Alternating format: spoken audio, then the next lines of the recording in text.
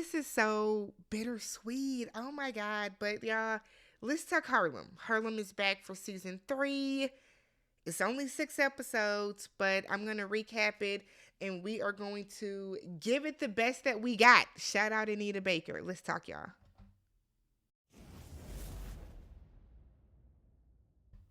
What's up, everybody? Welcome and welcome back to the channel. I'm Tammy. This is Tammy Talks. We're here to talk Harlem season 3. We're going to go through episodes 1 and 2. So if you are brand new to the channel or a returning viewer that is not yet subscribed, do me a huge favor.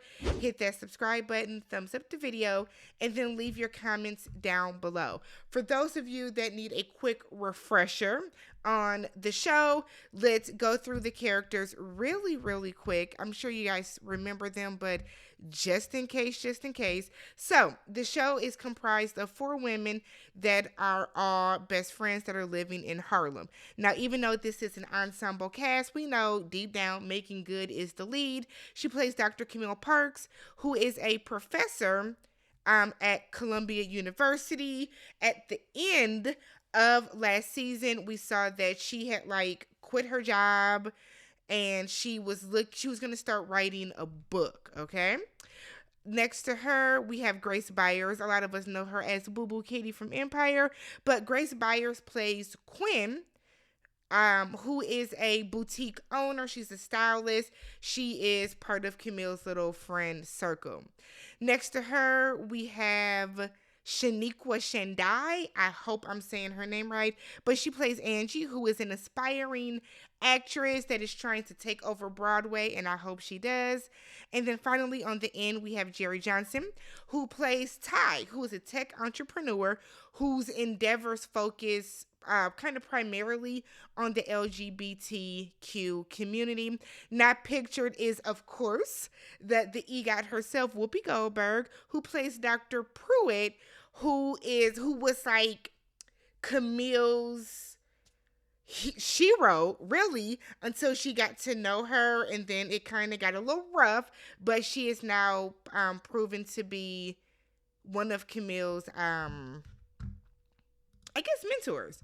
We'll call her a mentor, all right? So the show picks up kind of where the last one left off, but we're going to go back a little further. So we know that at the end of season 2, Camille and Ian broke up. Why? Because he wants to be a father and Camille is unsure, 1, if she can have children, and 2, if she even wants children because of the unconventional, rough relationship that she has with her mother. Basically, she's scared of being her mama, okay?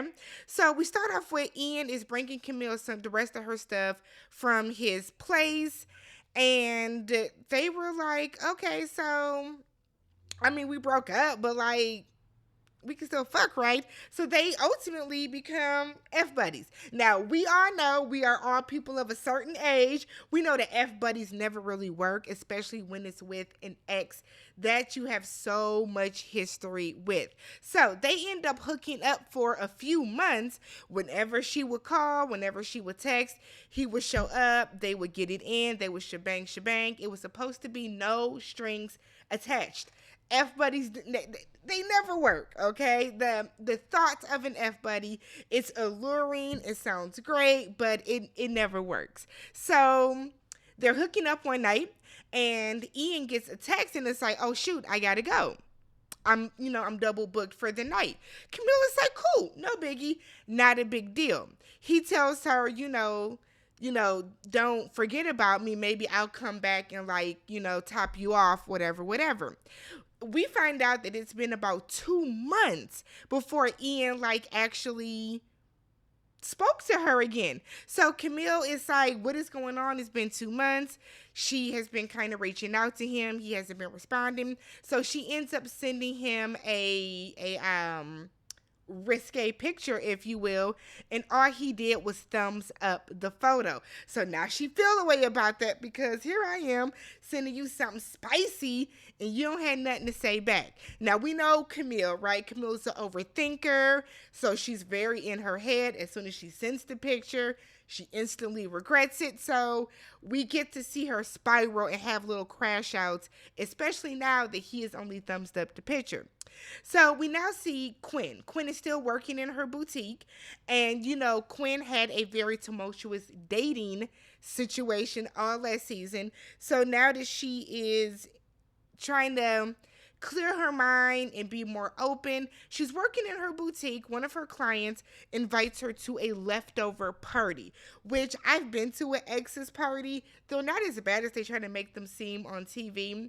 But she gets invited to this ex's party, and she's like, look, it's not bad. These are all people that I have vetted, and hopefully you can find you a zaddy, okay, that can start paying for some stuff for you. So Quinn is like, you know what the hell do I have to lose, okay?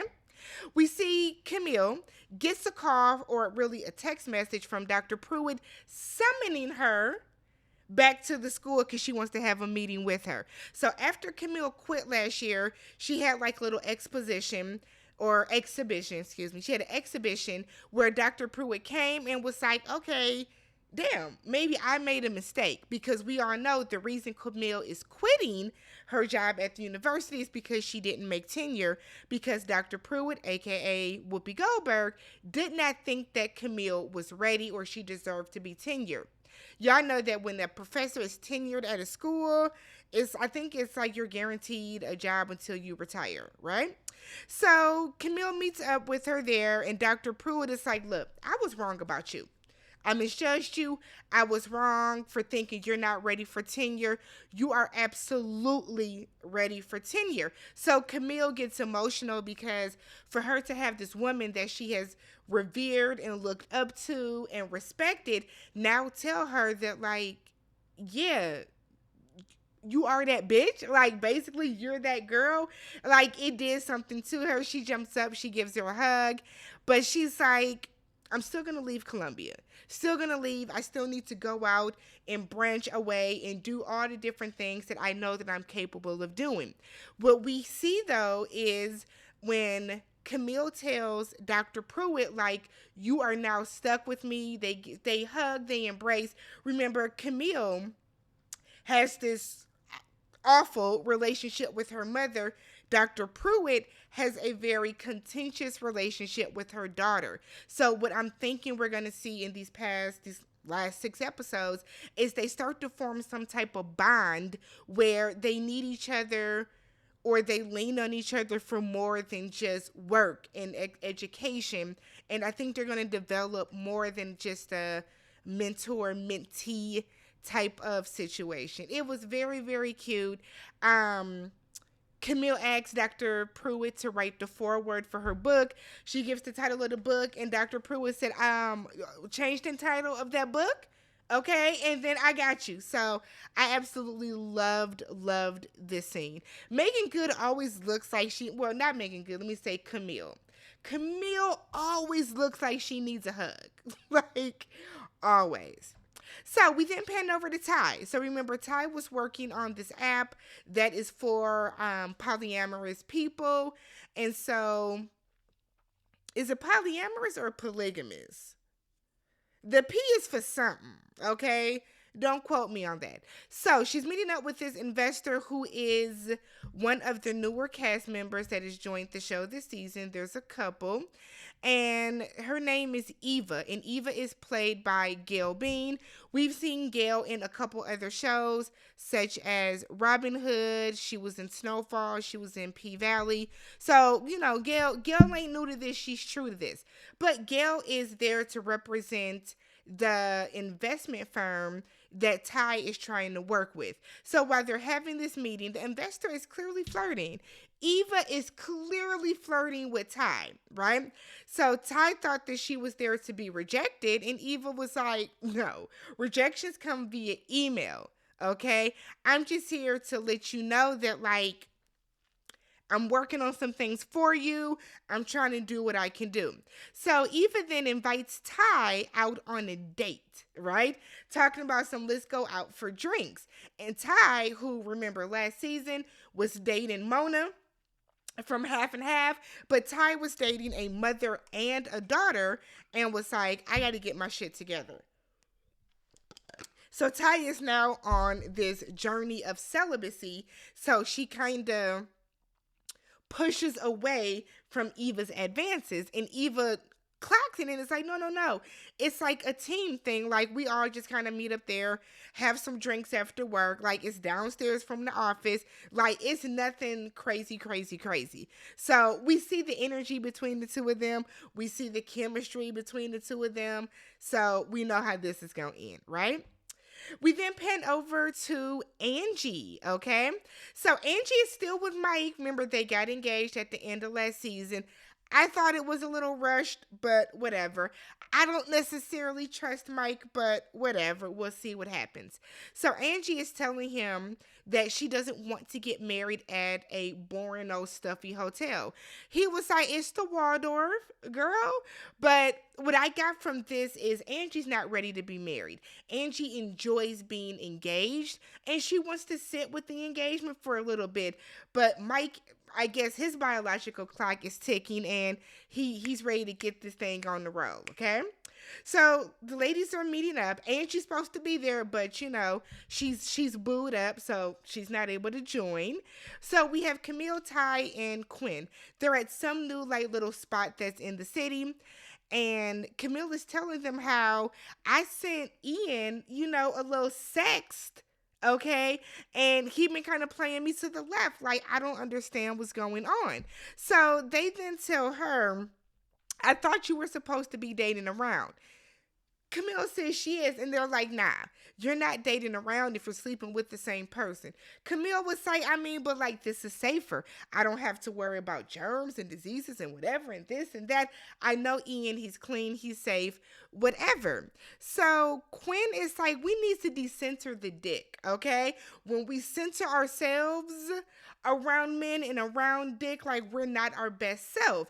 And everybody is like, That's when we find out that Ty is celibate after, she was dating that mother-daughter duo. And so she just knows that shit is going awry. We see Ian come in, and Camille is like, see, look. They open new shit up in the city. Everybody comes through. So next thing you know, we see Logan Browning, who is playing the new character of Portia, come in and greets Ian, right? Now, Camille done waved at Ian. Hey, Ian, hey. He didn't hear her. He didn't see her.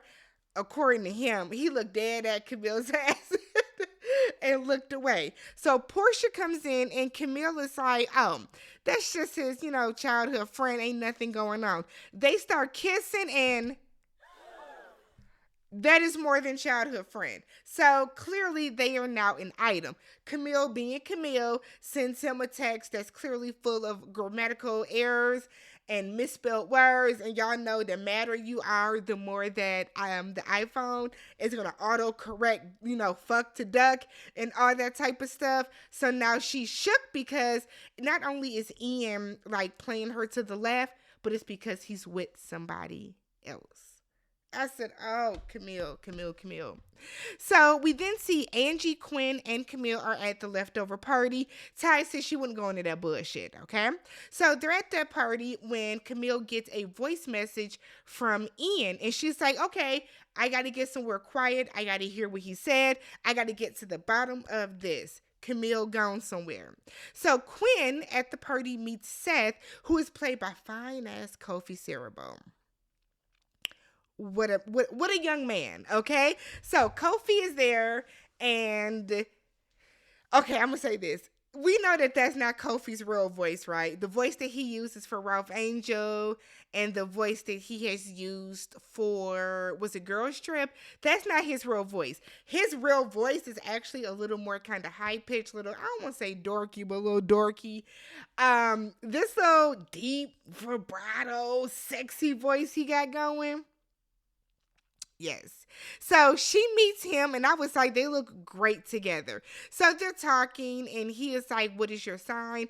She's a Cancer. And he was like, I like Cancers. They're this, they're that, whatever. And they connect. So we find out that he is a MLB player, so he plays professional baseball. And Quinn lets him know, look, I'm here for a good time, not a long time. I'm down to have fun, no strings attached, none of that extra bullshit, no pressure, no expectations, just kicking it. And he's okay with that because that's what he's looking for too. Meanwhile, over to the side, Camille is crashing out, as only Camille can, over this voice memo. So Ian tells her, look, I ain't got to say hi to you every time I see you, but I didn't see you. Camille, not Camille, Ian, not only are you lying, nigga, but like, for whenever somebody says, I don't have to say hi to you whenever I see you, but I didn't see you anyways, yes, you did. You ignored that lady. And what you should have did, Ian, is be honest with her. I'm seeing somebody. I don't want to do the fuck buddy type of thing with you. Cue Deborah Cox. We can't be friends. Like, there's a plethora of ways that Ian could have handled that. But that little snippy little message, that was very, Ian. Very, very, So while three of the ladies are at this leftovers party, Ty decides to go and meet up with Eva to grab the drinks. Against her better judgment, she goes to hang out with her. So Ty finds out right away that she got the proposal, she got the contract, they're going to be investing in her app. So she's excited. Eva is like, look, I did a lot earlier. I apologize if I was flirting with you. I thought I was feeling the vibe, but I didn't mean to disrespect you. Ty was like, no, you felt it. I picked up what you were putting down. It's just that I'm a red mess. I mean, I'm a big red flag. I'm a big mess, right? I'm a mess. Ty talks about her past dealings, all the bullshit that she has done, you know, the ex-husband and the dating the mother and the daughter, and just being a womanizer all throughout, you know, the streets of Harlem. So she's like, I don't want to mess up your life. I'm messy. Eva tells her, this is simple. Don't be messy. Life is about making choices, and I stand on this. Whenever people say that, oh, my life is so messy, you've made your life messy. Whenever people say, oh, I can't make friends, you mess up things with your friendships. Life is about choices. We wake up every day with the opportunity to make a choice. Ty is choosing to be messy. So what I'm hoping is that Eva is like a really, really, really good example for her. And over the course of these next couple episodes, we see Ty get out of her like fuck girl era. Like, time to settle down. Y'all are in your mid to late 30s. We shall see. Okay? So we see Camille show up to Ian's house because what else would Camille be doing on this night, right? So Camille shows up to Ian's house and Portia opens the door. Now Camille knows Portia because Ian and Portia grew up together, childhood friends. So she's on some, hey Camille, what you doing here? Ian comes to the door and Portia goes inside because now we got to find out about this mess that's going on. Ian is real upfront with Camille. I knew you wouldn't be able to handle this fuck buddy situation. You knew that, Ian, yet you continue to do that with her. We all knew that she wouldn't be able to handle this, but that's fine. Whatever. So he tells her, look, I'm dating Portia. We're exclusive. It's serious. Things are moving fast. We got shit going on. Like, that's what it is. He said, and when people know what they want, they are able to move quickly. Camille is like, fuck you, because that was shade towards me. That was shade towards me. I guess my thing is, Ian, like, I get it. You want to be a father.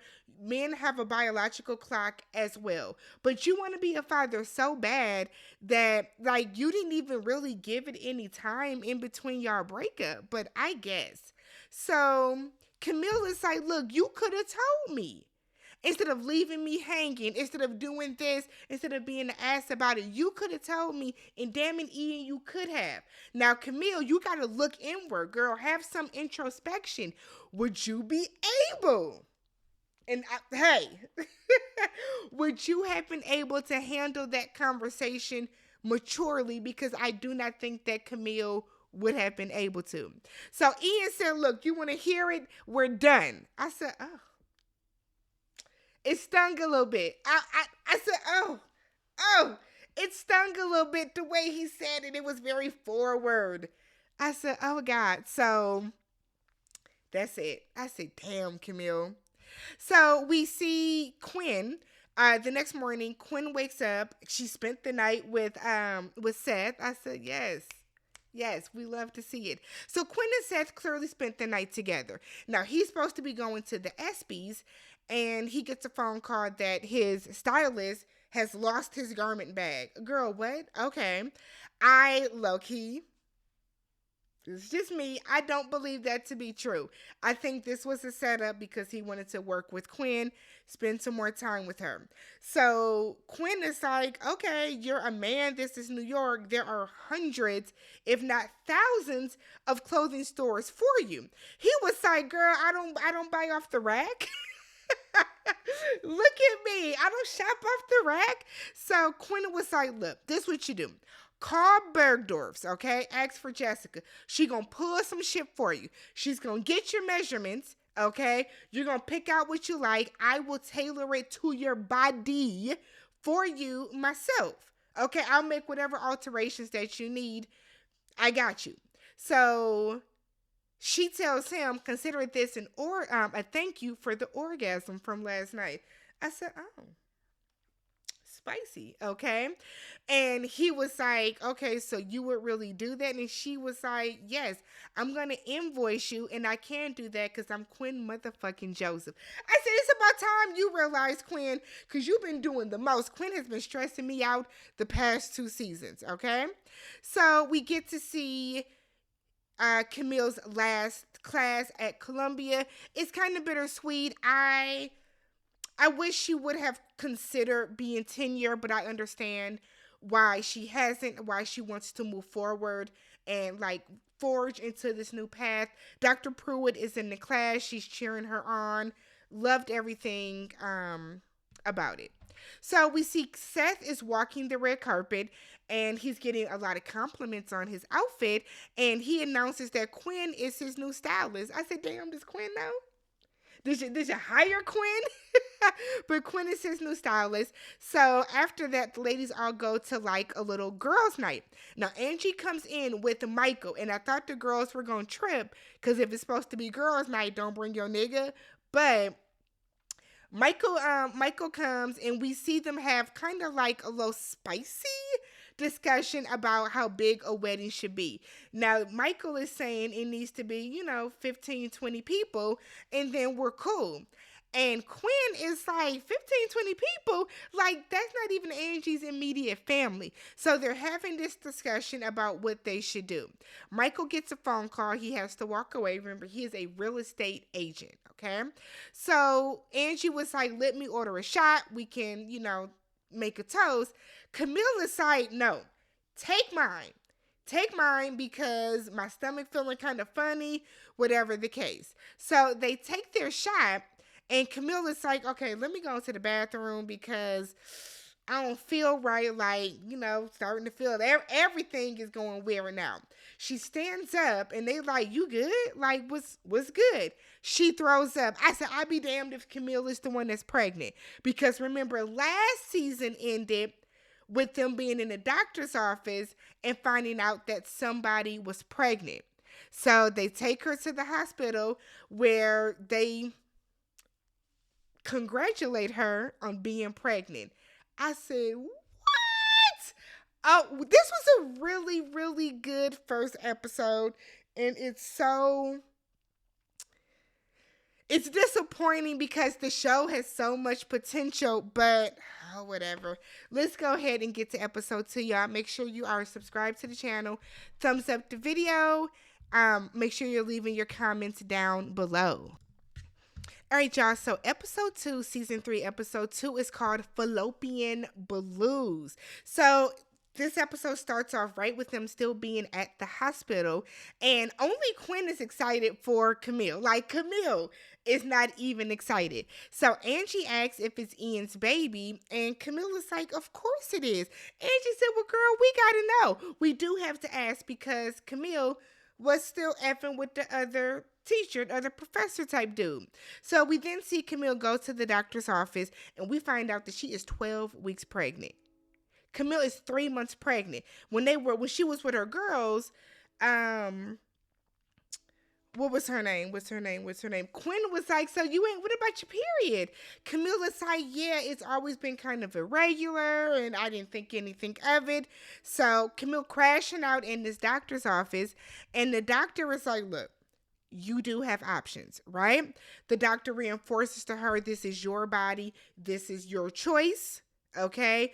Do what you think is the best decision for not only you, before your pregnancy. So the doctor does remind Camille, who she initially told has less than a 5% chance of biologically having a baby, this might be your only chance. So take that into consideration, because Camille is like, okay, bet. So even if let's say I don't go through with this one, okay, I can always, if lightning struck once, I can maybe have another one. And the doctor is like, no, we got to be realistic about this, sis. Like, full transparency, this might be your only chance, okay? So we then see Angie is telling Quinn and Ty that she got the lead role in the musical Broadway show of Girls Trip. I said, here we go. So she's going to play Dina, which is Tiffany Haddish's role, and Camille comes in with the sonogram and lets the girls know that she is 12 weeks. And they were like, oh, damn, bitch. So Quinn believes that this is a sign from God that Ian is indeed her person. So they ask her, so what has Ian said? She hasn't told Ian yet.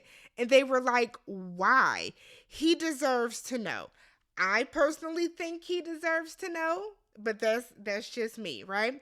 So Quinn is like, he still deserves to know, because at the end of the day, it is still his child. Now, I still 1000% believe it is Camille's decision, but I do think that she should let Ian know. So they begin to go through a list of pros and cons. Obviously, it's a mess between all of them, because Angie's saying wild shit.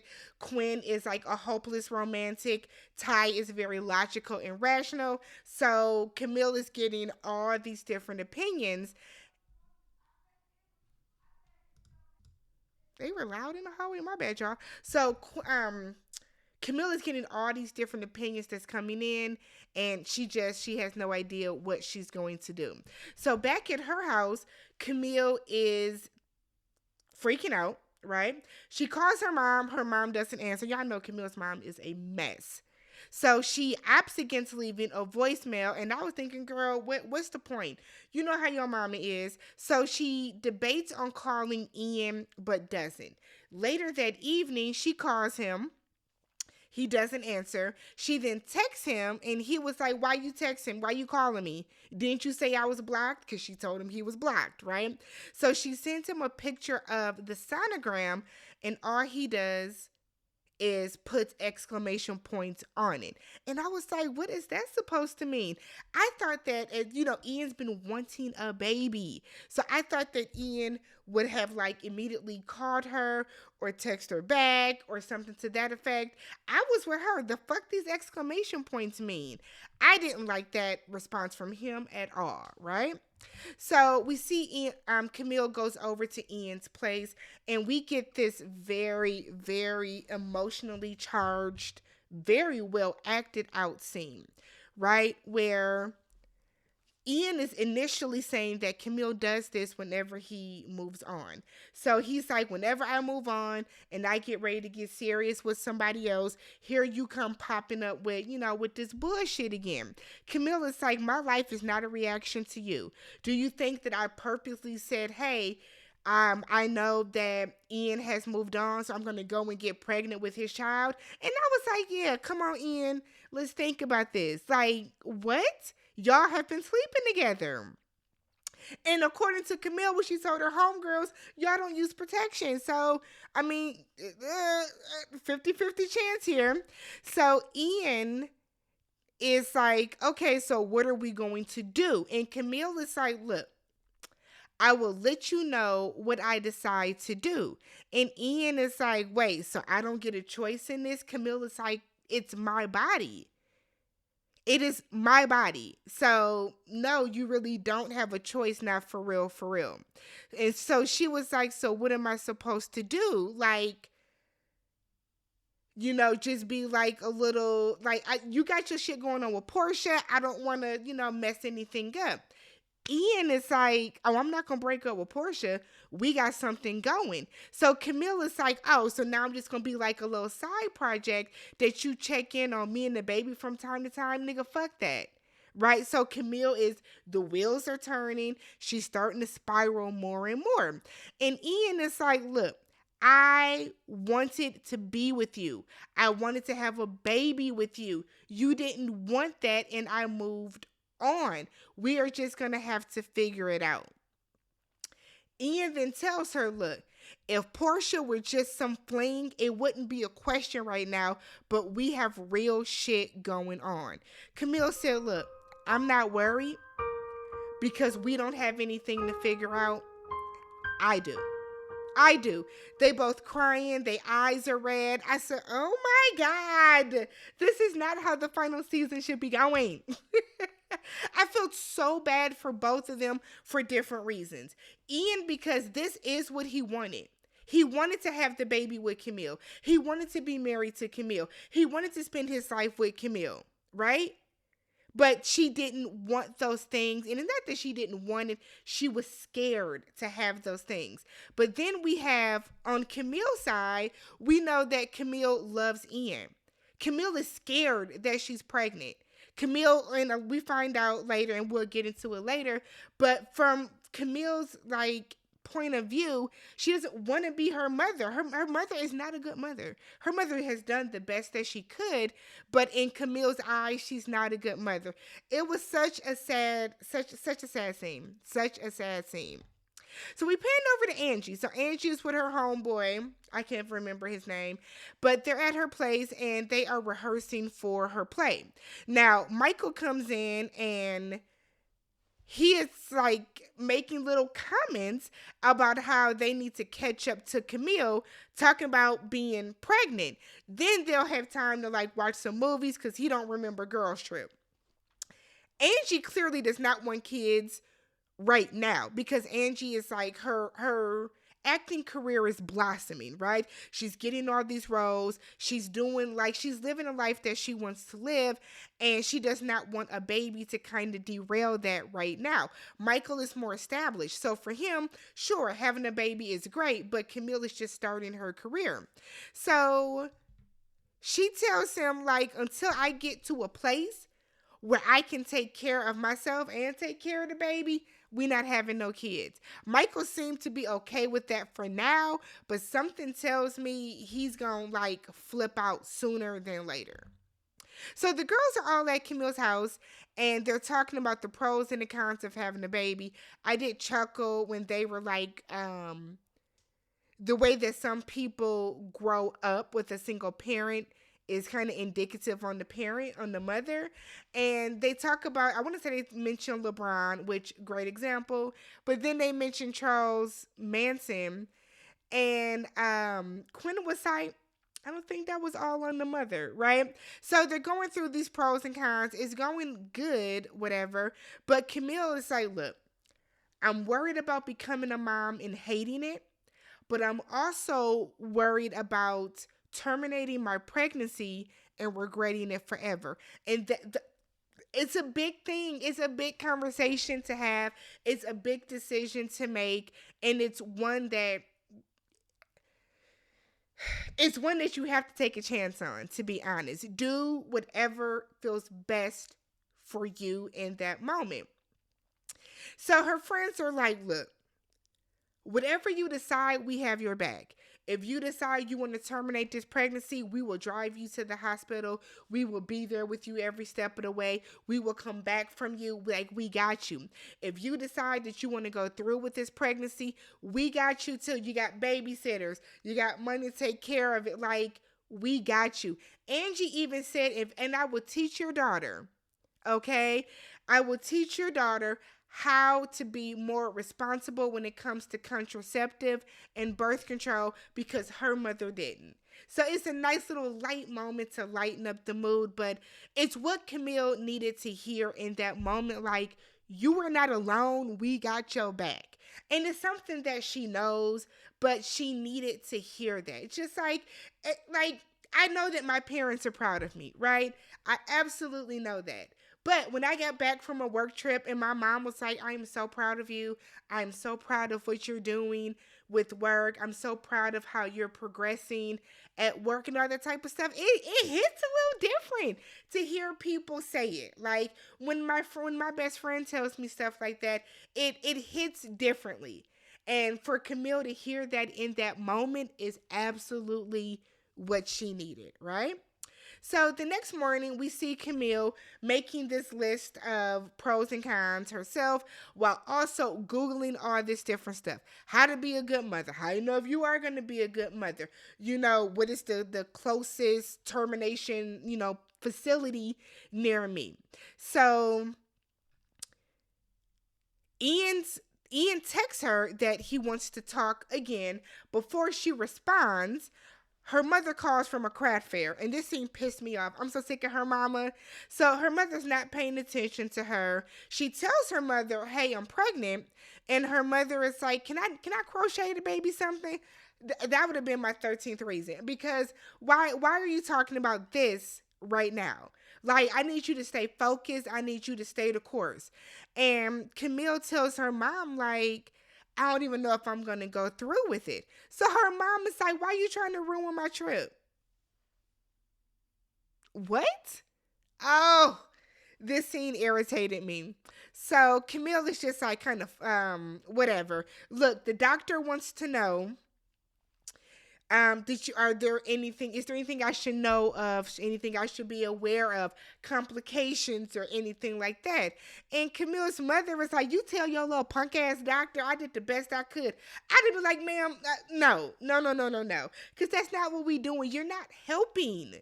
Shit. So after this horrendous conversation, of course Camille calls and is like, can I get a recommendation to terminate? Because shit. Who could blame her with the way that this conversation went? Oh my goodness.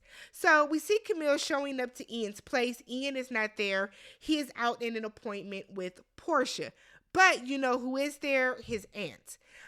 His aunt kind of got on my nerves last season. Not even gonna hold y'all.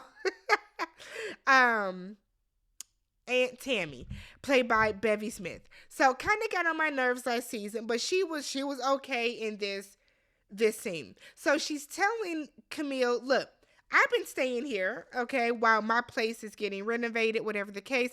I heard y'all argument and conversation.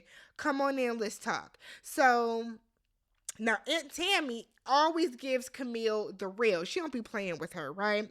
But she tells her, look, I have been in your shoes before. I have terminated as well. And like, you just have to do what is best for you. But at the end of the day, you will be okay. You will get through this. So Camille is like, look, I'm worried about being a mom. I'm worried about being like my mom. And Ian's mom had it all together. And Aunt Tammy tells her, look, so my sister never told you about our mother. Apparently, their mother wasn't the best. Okay, she did the best she could, but she wasn't the best. So because of that, Aunt Tammy and Ian's mother both were like, we don't want to have kids. Ian was a surprise, and she just, turned her negative memories or not so pleasant memories and experiences and turned that around to be the best mother ever that she could for Ian. And it's basically kind of on some, Camille, the way that your mother is not indicative of the type of mother that you are going to be. Kind of give her some reassurance of like, girl, you got this. You got this. This shit here. We get to the final scene, okay? And it's Ian and Portia at the doctor's office. And we find out that they got 3 boys and 1 girl because they got fucking embryos. I said, y'all have been dating 2 months and y'all have embryos? the fuck is going on, Ian? So come to find out that Portia initially came just to freeze her eggs recently, but because her and Ian are moving so quickly because he just has to be a father like right now, like today, they have embryos. So the next conversation is, so do you guys want to freeze all four? Do you guys want to implant one now? Because if we implant one now, you could be pregnant as soon as next month. I said, don't get this man no ghetto twins. Don't do it. Don't do it. Don't do it. I hate this. I absolutely hate this, right? So while they're talking about this, you can see that Ian is not as excited as he probably would have been if he wouldn't have found out that Camille was pregnant. So while he's there, Camille sends him a message, a text that is like, I'm not going to let fear win. I decided to keep it. Congratulations, Dad. I said, shit. And then we see Camille is going to revamp the way her book is going. And she's clearly going to write a book either about motherhood or just overcoming fear. And that was the end of the episode. These were two really, really, really, really, really good episodes, y'all. Really, really good. Let me know what you guys thought about these two. Are you guys upset about the show ending? Do you think it's time? Let's talk about all things Harlem down below, and I will catch you guys in the next one. Peace.